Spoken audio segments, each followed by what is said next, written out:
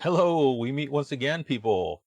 Now, what I've got here is an Optiplex 790, and this is another machine that has just recently crapped out on me in a seemingly endless streak of just things just randomly going bad on me. And what this machine I was using this for is actually as my home router for my network, and it's been running for, or I mean, it's been in use for about 6 to 7 years, I think, at this point. And I'm using this because I got tired of using like those small, like, five port little routers or whatever. Because I went through several of those, and the last one I used, I mean, the uptime could be measured in like days, if even that. Like sometimes I would need to reset it a lot more often. This thing has been so reliable and so stable that I think the longest uptime I've had with it was like well beyond a year, and that's with like doing like no updates or losing power or anything like that. So it's been an extremely reliable machine. And there was one time that I had to repair it, and one of the capacitors in the power supply went bad, just from just being on like 24/7. But other than that, I've only done like maybe like some minor upgrades to it, like switching out the SSD that I used for like boot. And I think I had one RAM stick like fail once. But other than those things, like it's no issues with it. And fortunately, I'm not urgently needing to replace this or anything like that, because before it failed, I had actually already prepared another PC that I was going to be replacing it with, and that's one of these little ThinkCenter M900s. And so I already had one of these set up, running pfSense and all that. It just wasn't like fully configured until I could put it on my network. But these, if you're familiar with these at all, they don't have two Ethernet ports in the back. They only have one. Then they have this other display port connector up here. And so what I did is I took one of these, I put in an M.2 Intel network adapter, and then I just wired it and made my own little mount here for an RJ45 jack. So I have one of these that's actually in my network rack right now that has both RJ45 connectors there, that one goes to the modem, the other one goes to my network switch. So that's working perfectly. It's chugging along just fine, and it uses quite a bit less power than this entire box here did. But I think what failed again was the power supply. Although, unlike the first time that I had a capacitor fail, I'm not saying it smells burnt, but I'm not saying it doesn't smell burnt. There is a little bit of a funk coming out of it. And so I'm going to remove the power supply and open it up and see what exactly failed, because I'm pretty sure that's what failed again.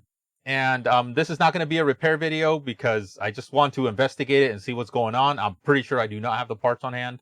And I'm actually building up a list of stuff that I'm, potentially going to be ordering soon, because I don't like just doing little orders here and there. I like to just get all the stuff that I need for like, various things, and just have them on hand so I can take care of them all at once or whatever. But yeah, the way this opens up, it's got this handle here that pops up. This lid comes off. Oh, and if you notice back here, I've got this little barrel jack connector there.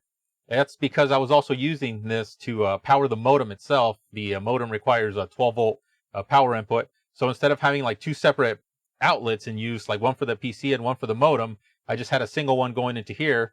And then this here, I have a double-ended barrel connector that one plugs into there, the other one goes into the modem, and that way I only had a one outlet powering both devices. Actually, let's move over to the other view here so we can see it better. There we go. So let's remove the SSD up here. And now I put the SSD in one of these like removable caddies for like laptops.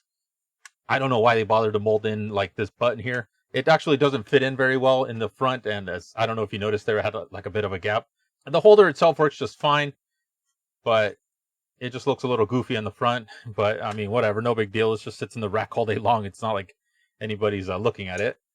See, here moves off to the side, allowing this caddy here to, or this bracket to pop out. And now I can undo the 12-volt power connector from this end. Now this is going to have to come out from underneath this other ribbon cable that goes to the front. Really not a whole lot to remove. I do need to remove that bracket though, because that connector is wired directly into the power supply. As you can see right there, I actually soldered that straight into the board. So that's that. And then we've got the 24-volt connector to remove right here. And there we go. Took some work, but it came out. All right, so that frees that up. That comes out. And I didn't have the screws on the power supply. I completely forgot to put them on the last time I removed it. So this should just slide out after I push down on that little tab down there. And here it comes. It's like delivering a baby. It's a boy! Alrighty, so yeah, this here's the power supply. Not something that's recommended to be opened up because there are some high voltage capacitors in there. If you're not entirely sure of what you're doing with one of these things, maybe don't go messing around inside of them. But I am going to open this up here by removing these screws. I probably should zoom in here a little bit. All right, there we go. We can fill the screen up a little bit better. Okay, there is a zip tie right here that's going to prevent the casing here from coming off. So I'm going to just snip it, pull it out. Now this cover here should just tip out like that. And oh yeah, that capacitor right there is bulging for sure. Let's see if I can zoom into that enough for it to be noticeable, but yeah, right there, that's bulgy. So looks like it's just going to be a capacitor issue again. This is the capacitor that I replaced previously. I just took this out of my little bin of electrolytics and I stuck it in there to get this thing running again, because when that one failed, I didn't have one on hand, like a brand new one to replace it with, so I had to dig something out. And more of an emergency that time. This time, like I said, I don't really have any urgency to repair this. So there's a few screws holding this board in place here. Let's go ahead and take all of these off. There's like 4 of them, I believe, one in each corner. So I don't know if that smell was electrolyte leaking out from that or what. But like I said, it doesn't completely smell like it's burnt or anything. It's just not a normal scent, I would say. Oh, and I can actually see another capacitor from down in here. Down there it also looks bulgy. Pull this out of here. Actually, this cable for the fan is going to stop me a bit. Actually, I think I'm better off just removing the fan from the case so I can slide the power supply over a little bit this way. The connector here is blocking it a little bit from being able to come out. All right, that comes out. Now I can pull this out of there. There we go. And the bottom here is covered with this foam. Yeah, nothing down here on the board looks burnt. There's a bank of resistors right here.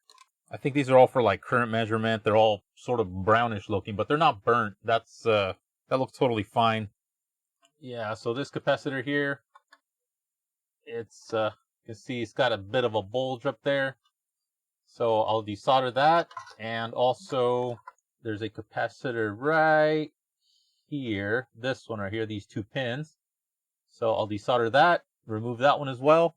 But I think at this point, there's been enough capacitors failing that what I'll probably do is just take like an inventory of all the capacitors that I need. And whenever I make like another parts order, I'll just order them all and replace them. And assuming nothing else is bad, that should bring this back to life. A lot of the times with these, that's been my experience, that some of the electrolytics die, and that's what does them in. Like nothing else really fails. It's just the voltages aren't stable enough for it to function properly. Oh, and you can see my my little work here where I put those 12-volt leads for the rear connector for the modem. So I just made sure I protected those with some hot glue right here. Fortunately, there weren't like any open pads on the board for me to be able to solder them from the top, so I had to do it that way. Nope, looks like things got worse. I just happen to see this right here. Looks like a bit of smoke has been released right there. So this fuse is probably dead. And that to me kind of indicates that there may have been a little bit more catastrophic damage done to this power supply. Perhaps maybe a shorted MOSFET or something. So what I think I'll do is I'll desolder the 2 leads here that go to the live and the neutral. That way I can completely release it from this case. And maybe let's poke around and see if we find something shorted. Alrighty, so I've removed 3 capacitors here that were visibly bulgy. So this is a 2200 microfarad 16-volt cap. That's the tall one that we saw there. This is the smaller one. That's a 100 microfarad of 50 volt cap. And you can see right there that definitely looks kind of bulgy. This was the one that was underneath that heatsink. But this one I did not expect. This is the 420 volt 150 microfarad volt cap for the rectified mains. That also looked bulgy. And look at the bottom. Yep, this one's been definitely leaking on the board. So I'm guessing this is probably the primary cause of the fuse there in the input blowing out. Let's see what kind of measurements we're getting on this meter here. So let's take the 2200 microfarad 16 volt cap. Let's see what this tells us. And it's at 1 kilohertz. 281 microfarad. And yeah, let's see. Let's test it at 100 hertz. 602 microfarad. So yeah, this one's definitely not looking any good. But I mean, you can also see that it physically doesn't look good. Let's check the smaller 100 mic 50 volt. So just leave that at 120 hertz. 5.4 microfarad. Dang. That one's dry. All right, let's check this one. And I'm shorting these out before I test them out just to make sure that there's no charge on them. So let's see what this says now. Dang.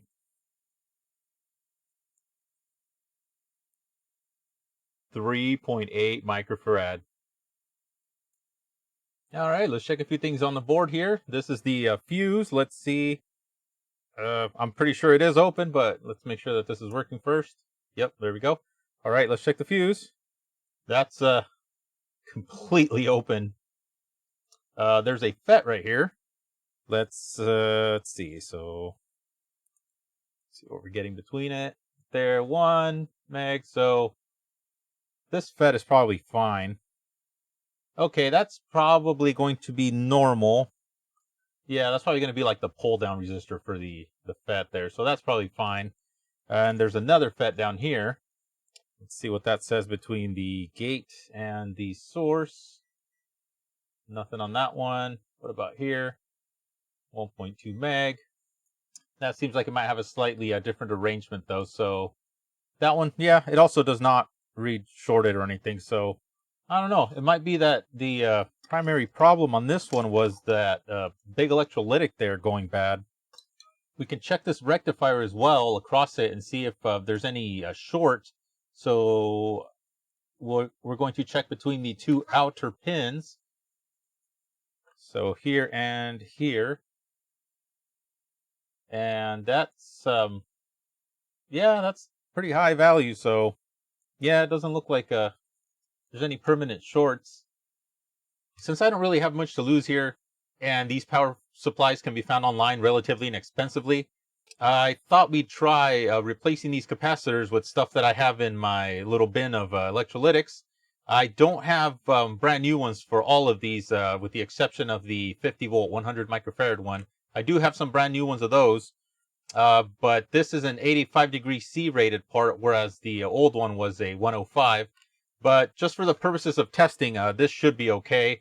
I do have a used 2200 microfarad 16 volt cap, and this was a pull from some other board at some point.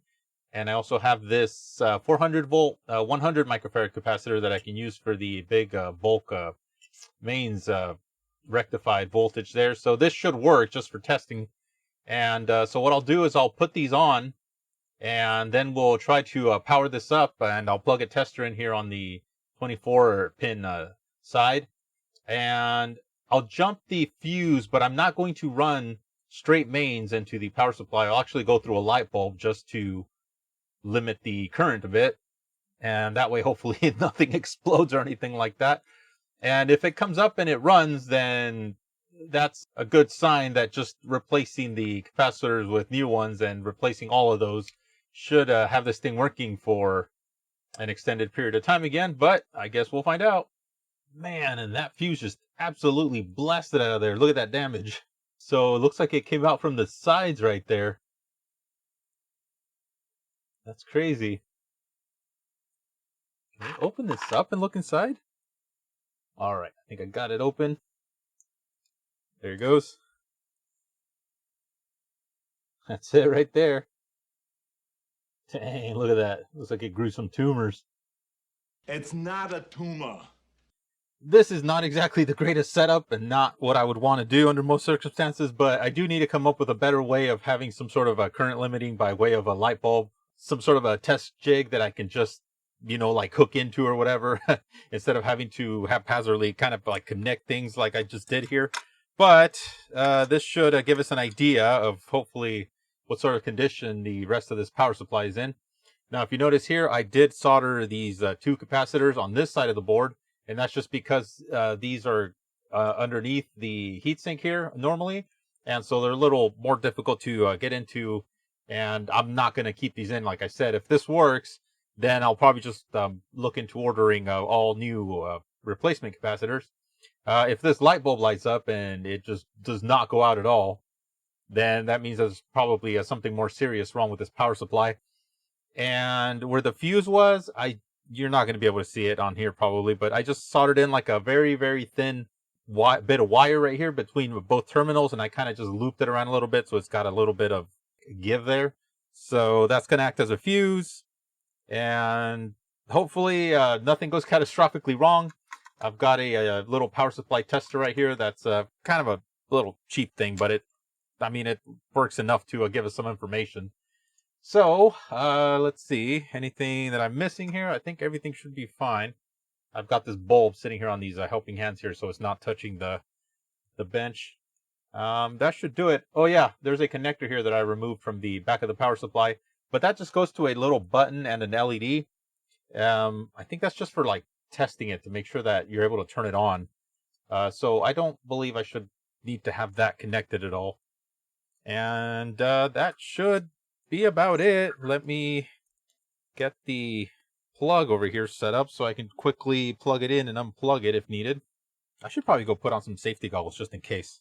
All right, you can't see me from where you're at, but I've got some physical safety squints on. So let's plug this in and see what happens. Ready? I'm getting this positioned, and 3, 2, oh, wait, not yet. Okay, here we go. 3, 2, 1. Well, that was rather uneventful. All right, let's push this button, see what happens. Hey! Well, okay, so maybe this bulb is a little too much of a load there, and it's not allowing it to fully power up. But at least it didn't blow up, and it is trying. I don't have any smaller or higher wattage bulbs that would allow more current. Okay, but at this point, since nothing blew up, I think we're safe to just allow full current through. So don't try this at home, people, but I'm going to jump the live here all the way across. So now we are bypassing the light bulb. Let's see what happens. Hey, it works. And according to this, the 5 volt is reading 5 volt, the 12 volt is reading 11.8, and 3.3 is reading 3.3. But honestly, I don't trust this thing very much. It's I don't know if these are very accurate at all, but it's like I said, it usually gives me a good idea on whether a power supply works or not. And in the case of this one, it seems to be working totally fine. So I think, yeah, the catastrophic failure of the fuse there was due to that electrolytic just being completely gone. Okay, there, I've unplugged it, so now it's a little bit less dangerous. But yeah, we see that it there's hope for it yet. And if I don't end up getting a completely separate replacement unit here, I'll probably just make a list of all the capacitors that need I'm just going to end up replacing them all. There's really not that many in this particular power supply because it's so small. So yeah, I'll just make a list of all the electrolytics that are on the board. And then whenever I place another order of components from like DigiKey or Mouseware or whatever, I'll just throw all those in. So yeah, that about does it for this one. It was just meant to be an investigation of the condition of this power supply to see how bad it was. And it's really not that bad. So there's the possibility of getting it up and running again, no issues. And so that's going to do it for this one. Thanks, guys, for watching. I'll see you guys around the bench.